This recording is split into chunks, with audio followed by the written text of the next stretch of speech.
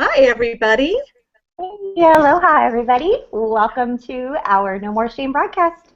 I'm Athena Moberg. This is Bobby Parrish. Hi, everybody. We're so happy you're here. So, we always just love to welcome you, especially if this is your first time. I know that some of you are listening on iTunes or Stitcher or SoundCloud or iHeartRadio, or you might have even found us on a Roku device. And if that is the case, we want to especially welcome you, and we're super excited about you because you are a new development in our repertoire of resources that we have for sexual abuse survivors that is just sort of coming to happen during No More Shame November. So, also, quick shout out, Bobby, to our viewers and listeners in the UK. You guys are Yes. always complete and total rock stars. It's 2 in the morning, but here you are. And I think that's it on my end. I know we have a lot of really exciting stuff going on, Bobby, with No More Shame We November do. We do. and the anthology that's being published in just a Yes. couple of days. Yes, And yes. oh my gosh. And Okay. I am so excited about that, and I want to share with everyone the cover art. So let us now, Athena designed this.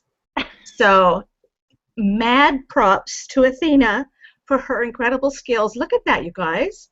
Isn't that Thank the you. most incredibly beautiful thing?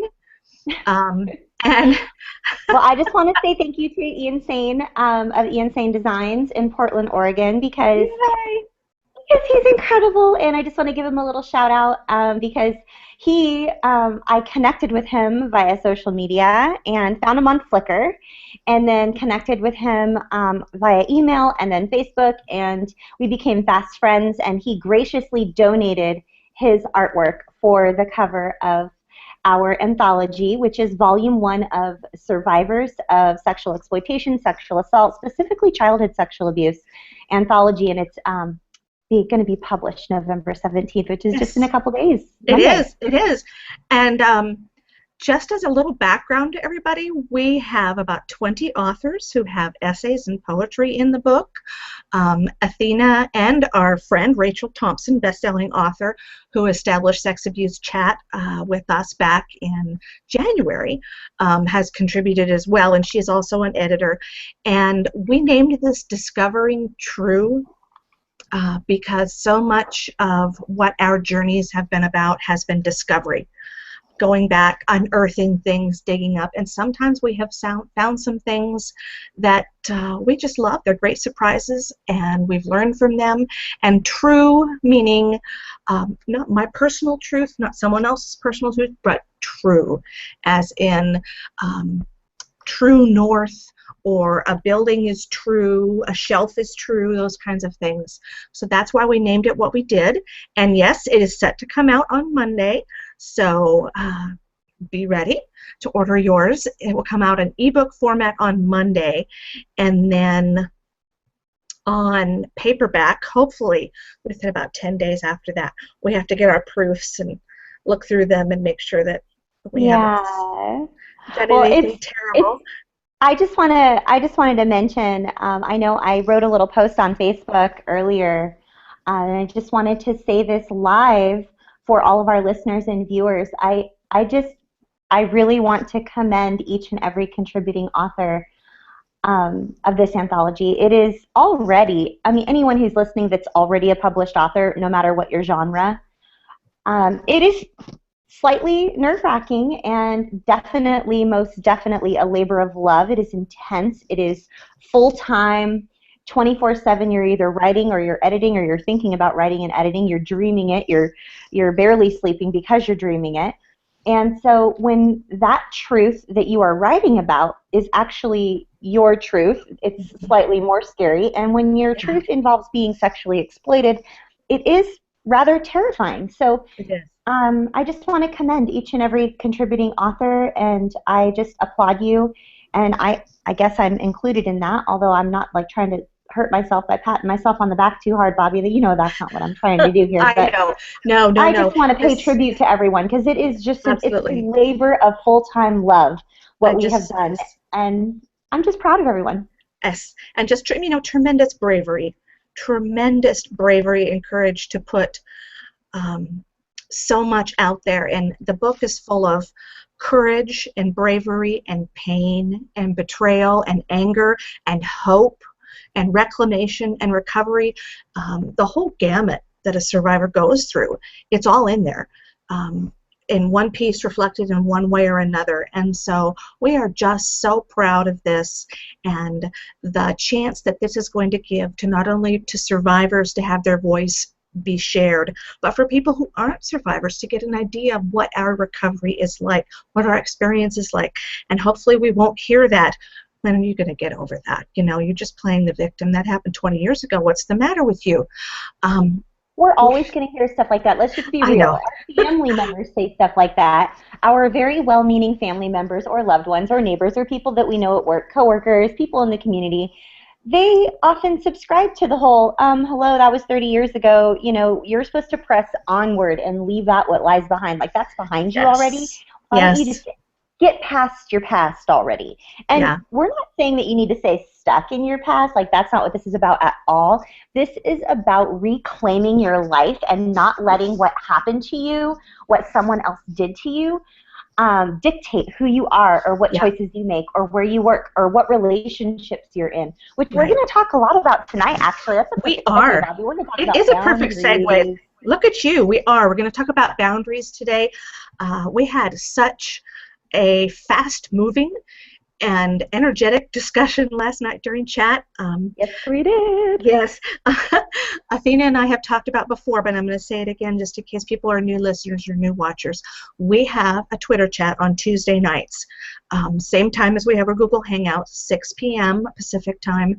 And to participate, if you'd like to participate, it's open to anyone. Use the hashtag #SexAbuseChat. We have the same topic in our Twitter chats that we do on our Wednesday night Google Hangout. And so Tuesday nights are this incredible tumble of conversation and encouragement and support and questions and, you know, how does that work? Tell me more about that. Dissemination of information. And it's just this, I don't know how any way to put it other than this incredible, you know, it starts with a little ball of snow at the beginning of the hour, and it starts to tumble down the hill, and it picks up steam and ideas and information. And it is, it really is a thing of beauty to watch everyone come together. And I know I've had comments on more than one occasion about what an incredible community of people we have in our Twitter community. And I can't agree more.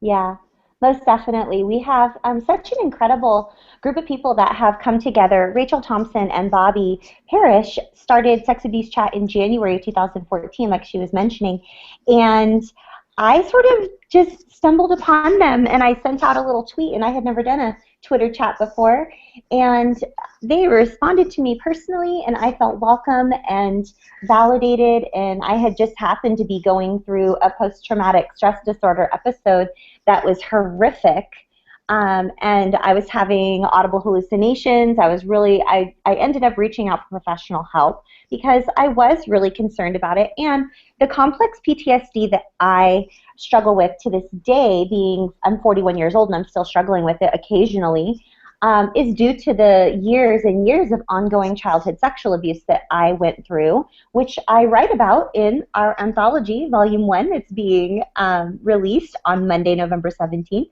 2014. And a lot of what we talked about last night regarding boundaries, I have just recently, over the past year of my life, been asserting and maintaining more healthy boundaries in the areas of my life that are attached to or sort of the edges touch of my sexual abuse. So we really want to equip you tonight. This Yes. isn't a talk tonight about like unearthing the past and sort of let's rehash everything and sit and play in our junk. We are going to equip you during this episode with some very practical tips that you can use to not only assert healthy boundaries, but maintain them as well. And what does a healthy boundary look like? What's a rigid boundary? What do those look like in real life? And how can I use those in my relationships? And if you are listening right now, or you are watching, or you're catching this on a rebroadcast later on down the road, as a thank you from Bobby and myself for being one of our loyal subscribers or just awesome survivors and listeners and viewers, we have a complimentary downloadable resource available on our website. So if you just want to go to nomoreshameproject.com, you'll see a button that says Downloadables. And if you just click on that Downloadables button, you'll be given immediate access not only to the complimentary resource titled Boundaries, but to our entire library of downloadable resources that we have been laboring over for several months now. So that's just a thank you for being one of our loyal listeners or watchers or subscribers. And we're just so happy you're here. You are why we do this. You're why That's we're here. right. So, and yeah. our whole philosophy, our whole reason for doing these on Wednesday nights is to give you actionable steps you can take today. So every topic that we talk about, we do one of these one pages, and the idea is to give you things you can implement now, not 5 years from now after you've done this, or it's not a fantasy pie in the sky kind of thing. These are things that you can do today. So we're so happy to be able to do that with you and take the education and the experience and the training that Athena and I have and put it together in a way that gives you ways to make yourself feel better today, tonight, whenever you're listening. Yes. So we talked about boundaries last night, and it really is, in my experience, a universal issue for survivors to struggle with. And that's because when you are abused, especially sexually or physically, that was an incredible violation of your boundaries. And if you were in a home where there was frequent sexual or physical assault, and often with verbal and emotional as well, you weren't even allowed to have boundaries. And in fact, if you probably tried to assert a boundary and say, no, don't do that, no, I don't want that, you were probably abused even more. You were probably verbally assaulted, physically assaulted, punished for saying, no, I don't want that, no, don't do that to me, no, that's not okay. If it even occurred to you to be able to know that you could say no.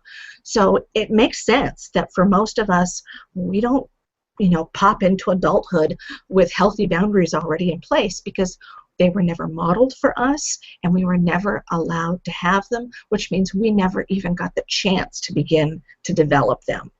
So if you don't have healthy boundaries, yes. Oh, I'm sorry. I was just going to say, if you don't have healthy boundaries, don't feel bad. Don't let people put you down because you don't have healthy boundaries. It's not your fault. You were never taught them. They were never modeled for you, but you can do it now. Okay, I'm sorry, Thea. Go. No. What I was going to say was I was 35 years old before I even knew what a boundary was. Yeah. And I know that there are lots of people. I know this is a little bit humorous now looking back, but as I mentioned in previous broadcasts, I have been studying personal and professional development for 15 years now. Well, if you do the math, that I was very much well into almost my 10th year of studying personal and professional development, and I had not started to work on my boundaries piece yet. I was still working on all my other stuff that had been showing up in my life besides boundaries. So when I discovered what a boundary was, not until my mid to late 30s, I started taking a class called Boundaries, and there was an awesome book, and it was a group study, and I took that class over and over and over again so that I would be able to hopefully someday teach people about it, and more importantly, it was really hard for me to even understand because I didn't even realize the full capacity of my sexual exploitation, molestation, abuse. I'm still uncovering stuff that is oh my gosh, that's a new memory. I didn't even remember that.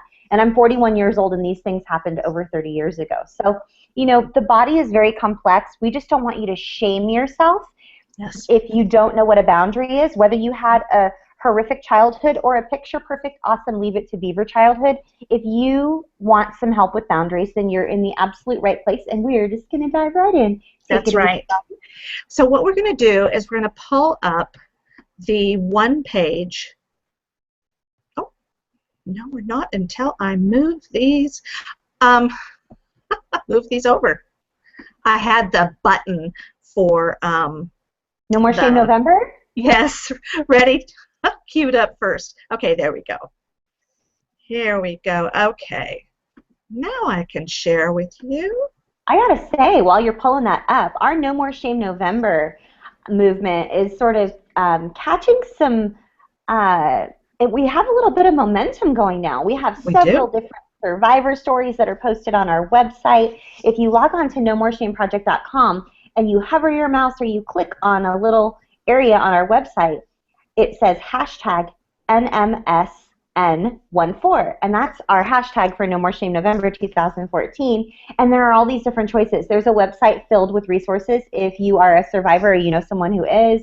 There's also Survivor a Day stories, which are kind of happening like Survivor every couple days stories, because I'm managing, publishing a book and writing all these Bobby and I are wearing 12 hats each. So we're doing the best we can, and your stories are being shared with the entire world, and we're just proud of you. It's pretty awesome.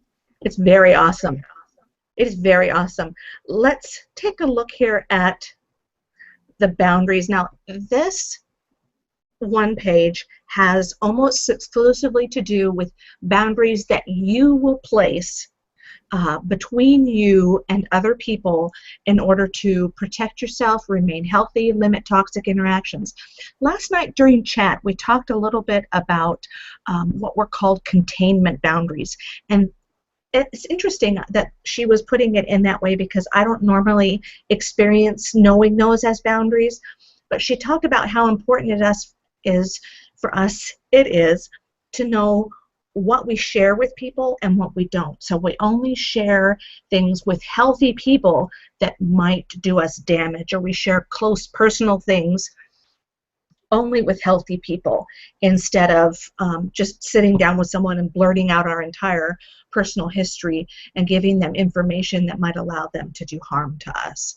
So that's not really what we're talking about in this one page. This one page is more talking about boundaries that you set with other people. Yes. Okay, so there are 5 kinds of boundaries that we need to establish, and believe me when I say we, I mean we, because Athena and I are still very much making progress and growing in these categories. So we're there with you. Don't think that we think we have arrived. We have not. We just have fancy printers. No, I'm kidding. Okay, how others may treat and come into contact with our physical body. So that means how closely we want others to stand to us, whether we allow them to touch us, how we allow them to touch us, and for example, do we accept hugs? Do we want only a handshake? Do we want no touch whatsoever? Do we want people not coming up behind us? Do we not like people surprising us? I found that to be a huge one with some survivors, and it's huge for me. I don't like people to hang around a corner and wait for me to walk by and then jump out at me. No, I don't think that I Makes me really consider it a crazy. violation of my personal space, and it often is quite triggering because I was not only, and this is true for many survivors I'm finding out, but I was not only sexually exploited when I was younger, but I was also bullied and teased and taunted and Yeah, oftentimes scared because people thought it was funny. And it's just quite triggering to have that happen, and I'm just not okay with it. So don't feel bad if you don't want people invading your personal space or surprising you or jumping out and thinking that it's super funny to play like practical jokes and pranks on you when you're the right. sort of the butt of the joke, like at your expense, because it's disrespectful. It is. Yeah. Now, Athena, you do an excellent job, and I know that you did this on the one page about the, can you walk me through that 3-stage of expressing a need to someone? I feel, I need. How does that work especially? Well, what I love about just the simplicity of boundaries Mm-hmm. and how I've been able. You guys are getting to know me over time, over the last several months, listening to our broadcasts and watching us here. So you know that um, I have to employ things with very few steps. Like 5 steps is pretty much the most that I like to handle at a time. And so the way that I have sort of separated out a little step process for my boundaries is I use a guided communication method that I have helped a lot of people with and that I actually learned several years ago. And it's when you do guided communication with a spouse or with a family member or with a loved one, it is oftentimes a safe place for you to sort of practice your boldness. So a great, I hope this is what you were talking about, Yes, Bobby, yes, the yeah. framework of it. Okay, cool. Yes, yes. So what I like to do is I like to start off with the words, when you, and then I use the words, I feel, and then I follow it up with I need.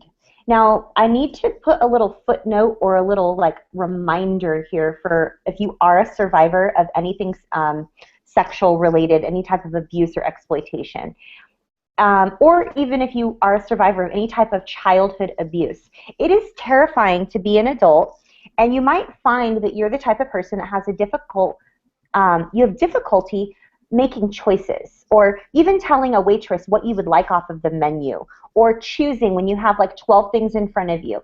And I've learned over time that that's because our basic needs were not met when we were younger, and so we adapted the reality that our needs would not be met even if we asked for them. And so we're afraid to ask for them, and this is all completely subconscious going on behind the scenes. This isn't any frontline stuff.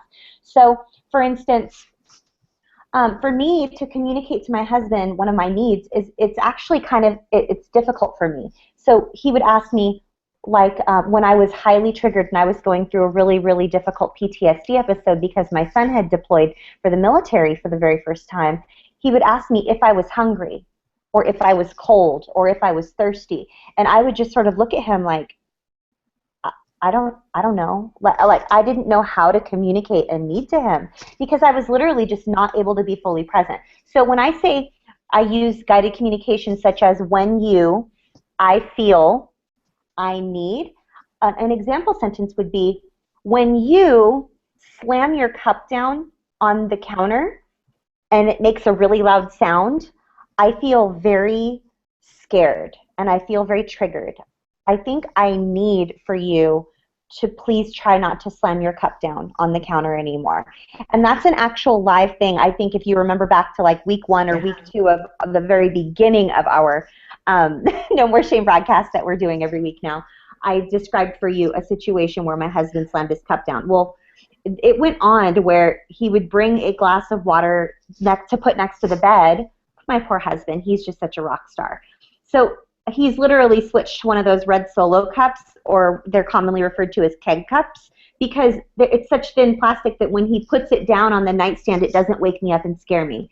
It literally got to the point where when he would put his cup down next to on his nightstand at nighttime when he would take a drink of water, that I would be startled so badly that I would wake up and I would be in a panic attack and I wouldn't be able to fall back asleep because the level of violence that I lived through on a daily basis when I was younger. So I gathered the courage after being married a couple years to say, when you do this, I feel this way. I need you to do it this way. I know that there are several sentences and several examples of guided communication on our one page that I put there for you guys specifically so you'd be able to use it in your daily lives. Exactly. So that's what I wanted everyone to understand, why those suggestions are being made. The when you, I feel, I need. So for example, when you Skype with me, I feel triggered. I need to limit our communication to written correspondence for a while. Absolutely. It's okay to communicate with people in ways that you feel safe. And that's kind of what we talk about in the next one, what ways people may communicate with us. So we've talked about what ways that they can approach us, what ways they can touch us. Now we're talking about what ways they communicate with us. It's okay to tell someone, I do not wish to communicate with you in person. I do not wish to communicate with you over the phone. I do not wish to communicate with you by Skype. Feel free to write me a letter, feel free to email me, but I need to set these limitations for my personal health. And people don't always respond well. They don't always respond nicely. No. No, I mean, I've been blessed to have received, I was well received when I asserted those boundaries, but But that's not always the case. No, it is not always the case, and it can be very hard. And use your safe people, use your support systems to encourage you, to help you stand tall, to help you stand firm. Last night, someone in chat was talking about how she had just asserted a boundary with a family member for no contact whatsoever. And I understand that. I have a family member I have my abuser that I have a no contact order with, and I haven't had any contact with him in 20 years. That's my personal choice for how I handle the toxicity of that relationship. But she was saying that people were really coming down hard on her, other family members, for doing this, and she was taking a lot of heat, and it was very hard for her. So they were sending her guilt messages such as, yes, I can't yes. believe that you would do that. You are so selfish. What about your children? You don't want your children to know these family members. How dare you? Who are you to make decisions like that? I can't believe you. You're so ungrateful. And I gotta say, Yes. You guys know a little bit of my background, and I receive those guilt messages all the time too. And guess what? Those family members don't even call me anymore. So all those people that were telling me that I was selfish and ungrateful, and oh, I used to feel that way also when I was young like you. When you get older, you'll figure it out and you won't be acting that way anymore. You know, those people that used to talk to me like that and say things like that to me are no longer really in my regular communication channels. Like, I just don't have to look at them, talk to them, hear from them or anything. And that's because I set a healthy boundary and I've maintained it. And it looks different than I thought it would look, but I gotta say it's pretty awesome. Definitely. You know, we talked about this last night, that guilt and shame are two ways that someone uses, the two things that someone will use to silence you. They'll use shame to keep you quiet, and if that doesn't work, then they'll use guilt. And both of those are unhealthy tools. Well, any tool someone uses to silence you is unhealthy, but those are the two of the most popular ways that someone will use in a passive-aggressive manner to silence you. And so be on the lookout for those, and ask for help from people, ask for support, ask for encouragement to keep your healthy boundaries. Yeah, when Bobby just touched on it a second ago, and I just want to take an extra moment, if I may, to talk about safe people. And I know in having like having a group of people that you can consider to be your safe people. And I don't know if we have a one page for. I'm pretty sure we do. But what you do when you have a safe person is, it doesn't even necessarily have to be someone that you know, that you're around all the time 24/7. It just needs to be that person you can reach out to and say, this is what I'm feeling, this is what's going on. I think I really need you to encourage me to move in this positive, healthy direction, because I know that that's what I need to do, but I need some accountability. I need you to sort of encourage me in that area. I almost need permission. Like I tell Bobby quite often, I think I need permission. I think I need to give myself permission to do that.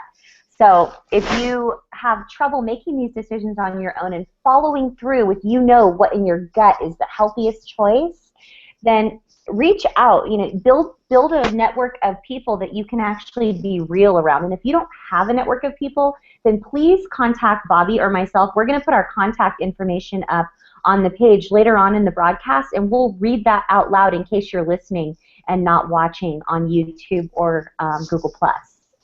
Yes, and we have, not only will we be, of course, delighted to support you, but we have support groups specifically for survivors. They're private, they're secret, no one else can get in them, no one sees them.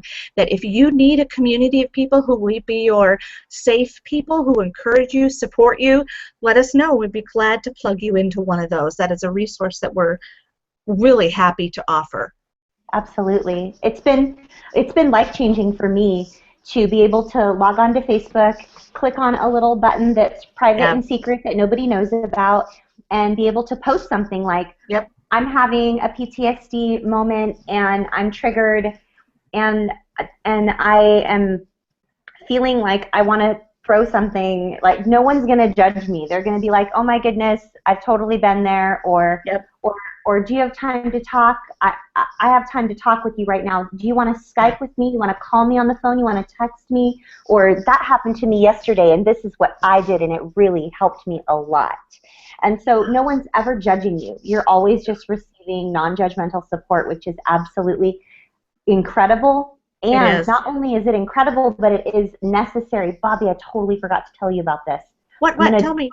I want to tell you, and I know we're going to move right back into content right now in just a moment, but I wanted to tell you, Claudia, my girlfriend Claudia, she forwarded me, she's been following this gentleman who is a psychologist or something. He's an author. He's a professor at like one of those big Ivy League universities or something, and he was doing a television interview on PBS for post-traumatic stress disorder and complex post-traumatic stress disorder. Okay. And he deals specifically with veterans from war.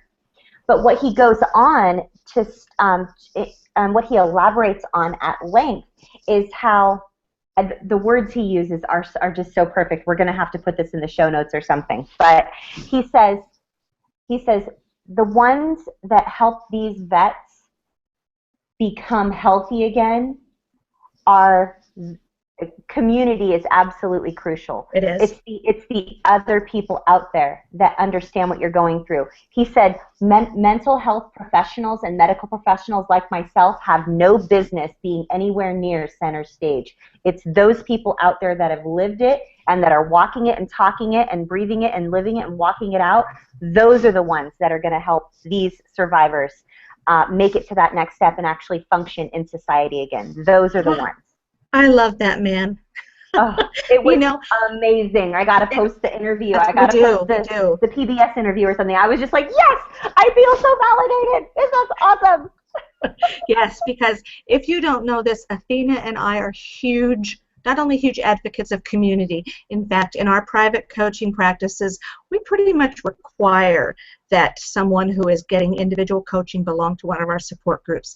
That's how crucial we think community is to your healing. But we also believe that the best helping professional for trauma survivors are other trauma survivors. And even though I am a therapist, even though I am a trauma recovery coach, I'm also a survivor. Athena is a trauma recovery coach. She's a survivor. If one or the other of us wasn't a survivor, we would simply not be as effective as we are. We wouldn't. No, and so we are those are two huge things, and it's so wonderful to get some validation. Yay! It was amazing. I mean, this guy is like some PhD or something at some crazy Ivy League place. And so shout out, Claudia. Thank you so much for that resource that you sent me in the private Facebook message. So yes. I was just so encouraged by that, and it made me think of everyone. So I know we got to get right back into content. I don't want to, I feel like I took up so much time telling you about that. That's fantastic. I'm so happy. Is it back, Athena? Can you see it? It is back. Okay. The next one is what topics people may communicate with us. And this is something that sometimes slips through our fingers. We don't realize that we even have the option to tell people, no, I will not discuss dad with you anymore. No, I won't discuss the divorce with you anymore. Anything else you want to talk about? Great, but I will not talk about that issue with you. And that's typically because either they become argumentative, they push their thoughts and ideas on you, they're condescending, they're abusive about that particular topic. Whatever it is perfectly okay for you to say, I will not discuss this topic with you. If you choose to discuss this topic, I will walk away, I will hang up the phone, whatever you need to do to terminate the conversation. And Athena has an excellent example here. When you talk about Uncle Joe, I feel slighted and angry because of my history with him. I need you to please not talk about Uncle Joe with me. Okay, perfect example. Excellent, excellent. And then we need to talk about how people may communicate with us. And again, most of us were raised in very toxic environments. There were a lot of put downs. There was a lot of perhaps yelling, shouting, fighting, cursing. And it is okay to tell people how you wish for them to communicate with you, that you don't want raised voices, you don't want to be cursed at. And like she has there, when you raise your voice, it reminds me of times during my life that were very scary for me. I need you to please do your best to take my feelings into consideration by speaking in a conversational tone when you are around me. Yep. And it's A big one for me. absolutely, yes, it's absolutely okay for you to ask for that.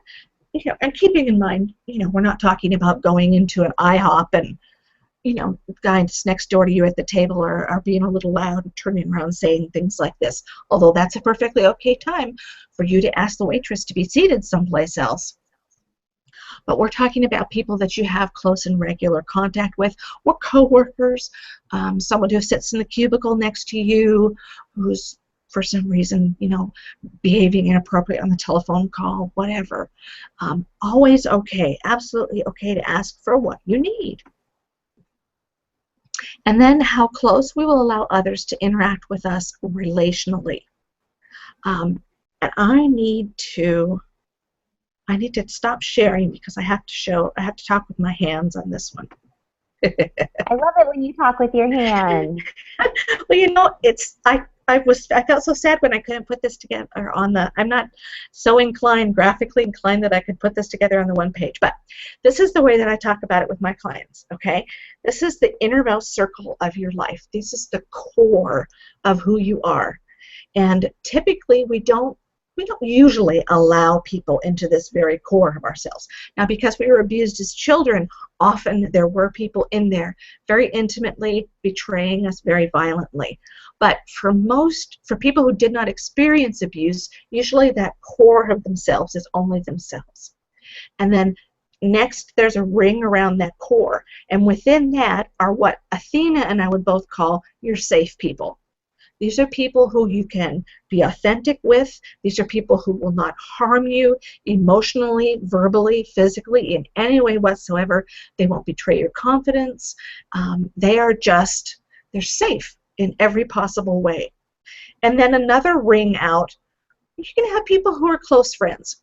You can't guarantee that they're not going to hurt your feelings or, make some missteps, but they're close friends. And then you have another ring out, and these are people that, okay, they're friends. You hang out with them. They're good. You don't mind talking to them, but they certainly don't get anywhere near the level of conversation or revelation that you make with your safe people or even your close friends. And then you're going to move out another layer, and here we're talking about people who are acquaintances. Okay, you maybe run into them once every 3 months at the grocery store, or they were your Aunt Mildred's next door neighbor, that you saw every once in a while on Easter. And then out from that are strangers. Nobody that you don't know them from Adam. And so each level of those people, you're going to have a different set of boundaries with, and you're going to talk about different things with them. So say, for example, the people in your safe circle, you can talk about with them your abuse. You can be real with them. You can be vulnerable with them. You sure can't be vulnerable with those people who are just friends. And you don't want to be vulnerable, well, of course, with acquaintances or strangers. So you have to set your boundaries according to where someone is in your circle. And you know what? It's okay to kick someone back a circle or two. I've had people who used to be here in my safe, and they got booted out a couple of rings because of something that they did. So we want to make sure and let you know that it's okay at any time to change your boundaries. It's okay to assert a boundary that you never did before with someone. It's okay to take a boundary away because someone has proven that they're safer than perhaps you initially experienced them to be. Boundaries are not something that are set in stone. They are flexible, and you can, but you're the only one who can move them. Someone can't move one of your boundaries for you. That's not okay. But you can move your boundaries anytime you need to. What do you think, Miss Athena?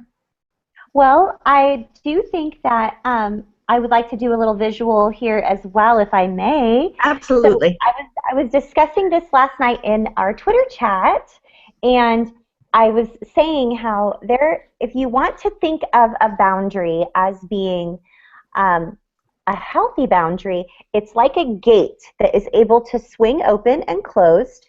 It lets the good in and it keeps the bad out. Kind of like a gate, like if you were to have like where you didn't want people walking onto your property, it's a gate.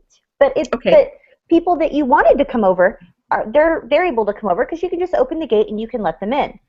A rigid boundary, which is what a lot of survivors have because it's very black and white. It's everyone's either all bad or I'm going to trust them with everything. Right. A rigid boundary is like a brick wall that no one can get out or in without climbing over or with like a whole bunch of drama involved. Or tearing it down, yeah. Correct. And so that's a lot of energy. When you have a rigid boundary, if you find yourself feeling quite exhausted around other people because they are constantly sort of in your space or not respecting what it is that you said, or you sort of feel like you're in like a doormat situation where even though you've said something, they just keep like barreling through your boundary, it could mean that your boundary is you've exerted a lot of energy into trying to make your boundary healthy, and it's either completely rigid, but you keep sort of making exceptions and well, this time I'll allow it, and maybe that time I'll allow it, if this or if that. Consistency is the key with boundaries. It's always really important for you to remember that when you assert a boundary, you need to mean what you say and you need to say what you mean, and you need to be consistent. It's like raising a 3-year-old. If some of you are parents, you understand what I mean. Took my son to the San Diego Zoo. He threw a temper tantrum and a fit the entire time we were going there. And I finally said to him when we were almost to the parking lot, I need you to stop doing that. I've told you 5 times. If you do it again, we're going home. I had just driven for 3 hours to go to the San Diego Zoo. And he threw a tantrum right when we got inside. And I learned the hard way that when I set a boundary, I was simply saying to him, like I shared with you in the guided communication earlier, if you do that again, I need to do this. I need us to go home. Well, I couldn't very well go back on that, could I? Because I needed to model healthy boundaries for him. So we packed up the car and we left. We were only there for like 45 minutes after waiting in the car and driving for 3 hours. So I learned from that moment, it was a teaching moment for me, not to set such rigid brick wall boundaries. I needed to be able to set those healthy boundaries that were like a gate where you could let the bad out and let the good in, keep the bad out and let the good in. And I needed to be consistent with that. If you don't do your homework, you're not allowed to play video games. If you don't finish your dinner, you're not allowed to have dessert. Not like wibbly wobbly sort of like weak mushy boundaries that are kind of like a sandcastle that anyone can sort of knock down, because again, sandcastle boundaries and brick wall boundaries are exhausting. You are emotionally exhausted because of the effort it takes to keep all that sand in place. Oh, I'm just so tired, I might as well just let it happen. Oh, I better put that sand back up. Oh, this is too exhausting, I might as well just let him play video games because I'm just so tired, I need to take a nap. Like, setting yourself up for success with realistic boundaries with family members, whether they be with your children or your family members or loved ones or whatever. We're coming up on Thanksgiving, by the way, which you're going to need some healthy boundaries for Thanksgiving no matter who you are out there. And we're going to have a special broadcast just for Thanksgiving, by the way. But I hope that is a good explanation, Bobby. Just the whole brick wall versus a gate versus a sandcastle. Like, that's just the way that I describe it. And, you know, it reminds me of something else you talked about in chat last night, which was congruency. Yes. That if you set a boundary, but it doesn't feel good, or you refuse to set a boundary, and as a result someone does something to you that doesn't feel good, you have to keep that knowing congruent with the boundary that you set. So that's definitely so important, that congruency, that integrity, that authenticity, that when you set something, it's actually a reflection of what you want. It's not a reflection of what that person wants. Your boundary should be a reflection of what you need and what you want. And when you violate those boundaries because of something someone else wants, it's kind of like sending yourself the message that you weren't worth it. Exactly. And that's not a good message to send to yourself, because it's the echo of what your abuser taught you. Exactly. And that brings me to Pepper, who mentioned that last night. She said, my husband always tells me you treat people you teach people how you want to be treated. And so that is like, that should be like a tweetable or something. That was awesome, Pepper.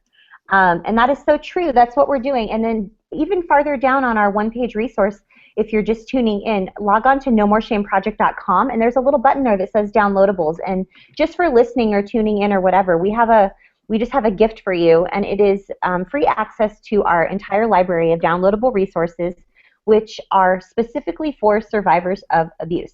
Now, a little bit farther down on this downloadable resource that's titled Boundaries, we're going to touch a little bit deeper on what Bobby just mentioned, and that is congruency. That's sort of making your yay yay and your nay nay. So if you get invited to Thanksgiving with Uncle Joe, and you know Uncle Joe's going to be there or whatever, and you know Uncle Joe's going to be drinking, and whenever he drinks, he ends up making a pass at you, and then it triggers you because he molested you when you were 5. If you say, okay, I'll go to Thanksgiving because my family is expecting me to be there, et cetera, et cetera, et cetera, on down the line, you have an external yes mismatched with an internal no. So if you're saying yes on the outside, you need it to be a yes on the inside, and we're going to touch on that deeper a little bit farther down on our one page here today. Yep. If you say no, like if you like for instance, if my husband said, oh, do you want me to pick up anything from the store? And I'm thinking, oh my gosh, he's been working for 8.5 hours. I don't want to send him to the store, so I'm just going to say no because I don't want to feel bad. So then I'll say, oh no, that's okay. You don't have to go to the store. But yet, like an hour and a half later, I'm going, oh, dang it, I should have just had him pick this up at the store. Now I got to like drop everything I'm doing, and I got to completely go and be gone for 45 minutes while I go to the market when he could have just done it because he was coming from town. That's me having an external no when I had an internal yes. So that's a flip side of it there. Oftentimes, survivors feel guilty about everything. They don't think they're worth anything. They don't think they're worth someone going to the market for them or bringing them something when they're sick. Can I bring you some soup? Can I do something for you? We always end up saying, no, that's okay. No, that's okay. No, that's okay. I don't want to be a bother. But really deep down, you're going, wow, that would be amazing. I would really love that help. I would love some chicken soup. I really don't feel good right now. But we end up saying no, and we sort of rob someone of a blessing of being able to sort of like, they're trying to reach out to us to begin with. Right. So having those boundaries, having that congruency with having your yes on the outside be the same as your yes on the inside, or having your no on the outside being the same as your no on the inside, is really just, it's almost like a pro tip. Like, it means that you're mature in your forming of boundaries and maintaining them. So that's, we're really wanting to give you the pro tips and like something you can apply like right away. And you're going to come across something like this in the next hour and a half, guaranteed. Someone's going to ask you a question, and you're going to pause and go, do I want to say yes or do I want to say no? How do I really feel? I'm going to really honor myself right now, and I'm going to say what I really mean. Yeah. You know, and it is hard for us to ask for people what we need. And that goes back to our childhood, because probably we were never asked what we needed. And if someone did let us know that we could ask for what we needed, chances are very high that we didn't get that. Or, you know, I'm thinking about passive-aggressive stuff when you're a kid. And if your mother says to you, I'm going to the store, do you want anything? Oh, yeah, you know, I want a box of Captain Crunch for breakfast. And you get that, well, fine. I wasn't counting on spending any money on cereal this week, but I'll think about it. You know? Yeah. You get that. Yeah, go ahead, ask me for what you need. And then when you ask for what you need, you basically get, you know, whapped upside the head, verbally or emotionally. So I know that even at the age that I'm at, and as long as I've been in recovery, when someone says to me now, what can I do to help you? My immediate thought is that they are not sincere. Now, I'm able to go past that and realize that, yes, you know, look at them in my circles and see where they are and know whether I can discern that they're sincere. But that immediate thought for me is always that they are not sincere. And it's just that old training from when you're a kid. It's old stuff. It is. It's an old tape. Old tapes, old tapes. We need to make a song of that or something. Yeah, we do. Okay, so tips and strategies to remember when setting boundaries. And we've touched on most of those. Different people will require different boundaries. Everyone's boundaries will be different. No one can tell you what yours should be. No one can tell you what yours should be. Only you know what your boundaries should be. And chances are high that if you have someone who's telling you what your boundaries should be, that's an indicator to you that they may not be a safe person, and you may need to move them out a ring or two in your circle of relationships, because people who insist that they know what's best for you are not healthy relationship people. Correct. Yes. Setting boundaries takes practice. Lots and lots of practice. Don't expect yourself to be an expert right from the start.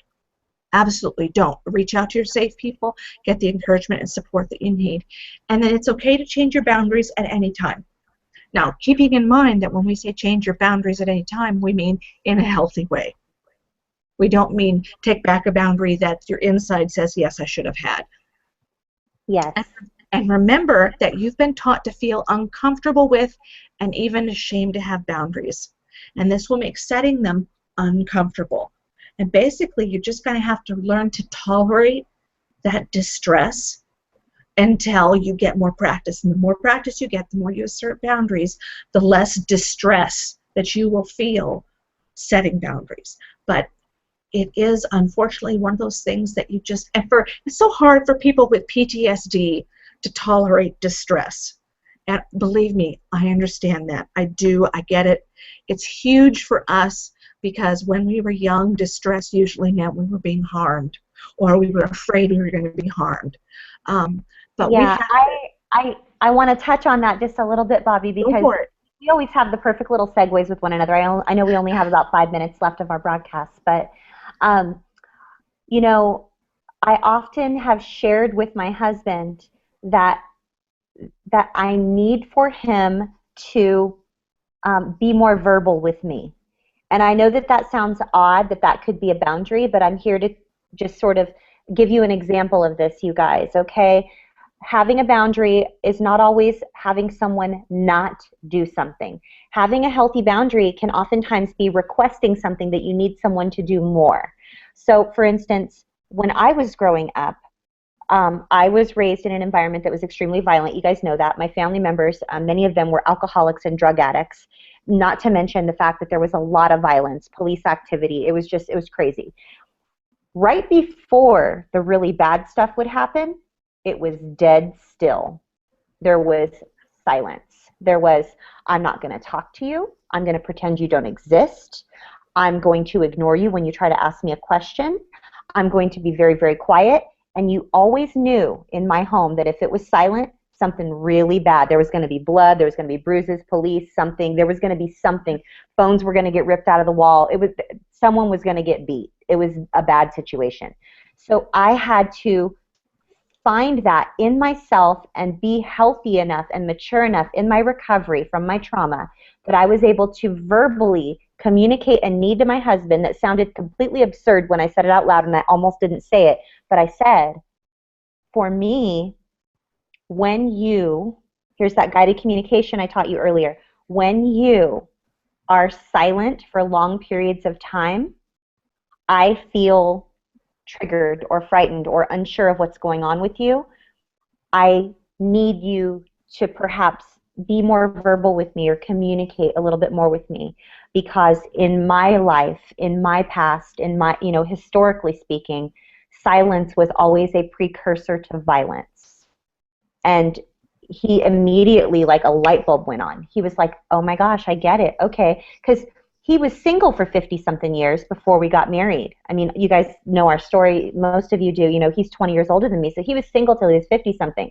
So he's used to just being silent. Hello, like the man was just happily single. He was silent. He didn't have anybody he needed to talk to or fill up space, and I'm a girl and I need words. And so anyway, it's a learning curve, but I'm here to tell you that if you practice communicating your needs with safe people like Bobby and myself, or as a part of one of our safe and secure support groups that were started by Rachel Thompson or Bobby Parrish and myself. We have coaching groups.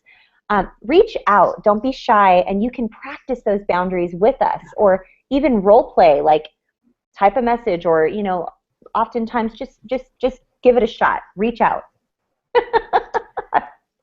That's all I wanted to say. Excellent. Excellent, excellent demonstration, and that's one of the things that I love about what we can do on Wednesday nights, which is talk about how these things work in real life. This is not a theoretical pie in the sky kind of thing. We want you to know that this is what you can do today to change your life. We've been there. I've been there. Athena's been there. This is what we've done in those. This is what we still struggle with the whole idea of giving you things that you can do in the moment to feel better and to help to further your recovery. So we are almost out of time. I'm going to try really quickly to put up our contact information.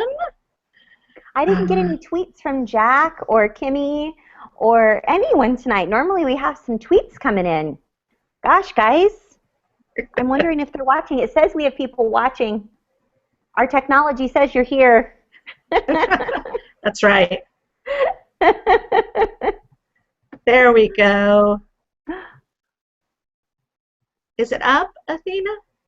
It is. Okay, yes, great. Yes, so yes. I'm going to read through this very quickly, and I'm going to read through it. People who are on YouTube or watching the video can see it, but those of you who are listening on podcast, doing the podcast, can't see it, so I'm going to read through it really quickly. You can reach us on Twitter, Bobby Parrish at Truth Is Hers, Athena Moberg at Athena Moberg, email bobbylparrish@gmail.com, Athena at athenamoberg.com, or you can reach both of us jointly through the No More Shame Project at gmail.com. On Facebook, we have a No More Shame Project Facebook page, or both Athena and I are on Facebook under our names. You are more than welcome to connect with us there. Websites, the nomoreshameproject.com, a lot of completely free information on that website. Videos, the one pages, download everything, so many things that you can think of, other survivor stories. And a full then, resource page too. A resource page of all the different links of people's, even blogs that are written by survivors. Yes. And I want to give a little shout out to our new friend Melissa. Melissa, it says she's watching us right now. Aloha, Melissa, from Maui and Texas. We're so excited you're here. Yes, and then so No More Shame Project, athenamoberg.com, bobbyparrish.com, and there you have it. All the ways to get a hold of us. Well, I'm just so excited. I just want to thank everyone for taking time to spend this hour with us. Our desire is always for this to be the most informative hour of your trauma recovery. And if you know someone who has survived any type of trauma, specifically sexual trauma, we would be so, so, so blessed and grateful if you would just tell them about NoMoreShameProject.com. This broadcast is completely sponsored by NoMoreShameProject.com. And we do have our anthology, our very first, it's our very first collaborative effort. It's a collection of nonfiction essays and works of poetry, all by survivors of sexual abuse, and it talks a little bit about, or a lot about, the different stages that they went through during their abuse. There are some that are very sad. There are some that are very hopeful. There are some that are angry. There are some that there's almost gratitude expressed for the things they've gone through because of the life they have now and how they're compassionate with others. Wonderful, wonderful, wonderful work of art this anthology is. And if you want to learn more about it, or you want to pre-order a copy, or just tell someone about it, it's only $4.99, and it is available for pre-order. And you can just go to bit.ly/discovering true. Yes, that's or the name. On the NoMoreShameProject.com website, you can click on the word book. Yep. Yeah. So Monday, Discovering True, the No More Shame Project Anthology Volume 1. And we will be putting out a new volume every November, because that's No More Shame November. No More Shame November. Oh, grab your button. Yes, grab your button. 1 second left. Put the button up, Bobby. Show them what the button looks like. We're running over just a little bit. the No More Shame November button, you can grab it and support us on Monday the 17th by making this your social media avatar or placing it on your blog. We would absolutely be so excited. Yes, hang on there. I had to boot that up to the front of my I layers love it when I catch you off guard and I call you out and tell you to post things. I'm sorry. It's okay. Yay! Okay, Yay! there it is. All you have to do is, there's several versions. There's 150 by 150, 300 by 300. Just snag a button and use it as your avatar, or just put a post on your Facebook page that shows the picture. Because we just want to get the word out about survivors, what it's like to be a survivor, the life of a survivor, and we want to get more advocacy and support out there. Yeah, and then coming soon, we're going to have a button. By request, we will have a button that says, I am a proud member of the No More Shame community. And we have someone who's going to help us with that, I think. So that'll come up on the website later on down the road. Well, forget, Bobby, did I forget anything? I don't think so. We'll be back here same time next week. Join us for Twitter chat, which is Tuesday nights at 6 Pacific, or here on our Google Hangout Wednesday nights at 6. The anthology comes out on Monday the 17th, and it's No More Shame November for the rest of the month. Yay! Yay! We are so excited that you chose to join us, and if you enjoyed this broadcast, we just hope and pray you will just press the share button, or give someone our bit.ly link, or just give someone the link to our website, nomoreshameproject.com, and we are so excited that you are here with us. You are the reason why we do this every week. Thank you. Okay, guys. It was nice to see you all. I know I see you, and we'll see you next week. All right. Aloha.